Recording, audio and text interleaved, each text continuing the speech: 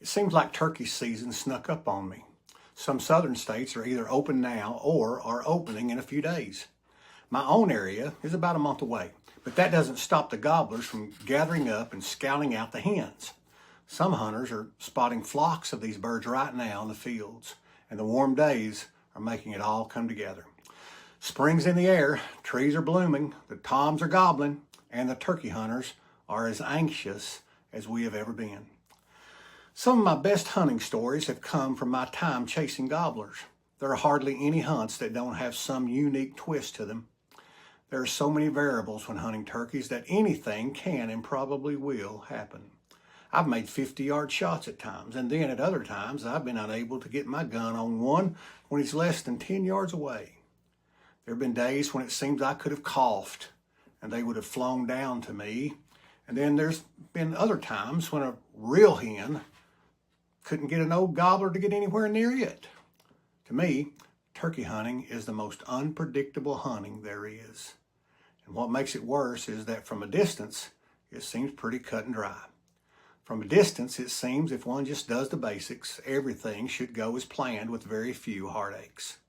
Well, I got lost for a moment.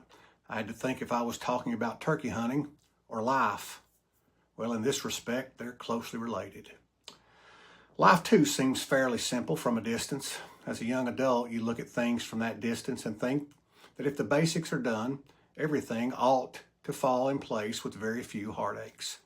We think if we just get an education, get a good job, manage our money, and stay away from questionable people and conduct, our lives ought to end up with a 3-bedroom, 2-bath house, 2 cute children, a healthy marriage, a good income, and a comfortable retirement.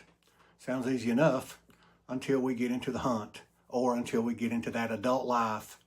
It's then we realize it's harder than it looks, and sometimes we have unplanned successes and unanticipated failures. And some of those failures are not just over when the season is over, but they are carried over season after season. And soon we realize life is not as clean cut as we thought. And there's nothing normal about this year or any year. But the good news is this: our imaginations were not ones that came from reality or from God. If you think about it, no one has that life you imagined. It's not the norm. What's real and normal are lives that are made up of hurts, heartaches, and habits. And that's why Jesus said if we would come to him, he would give us rest. Why? Because life, like turkey hunting, is unpredictably hard.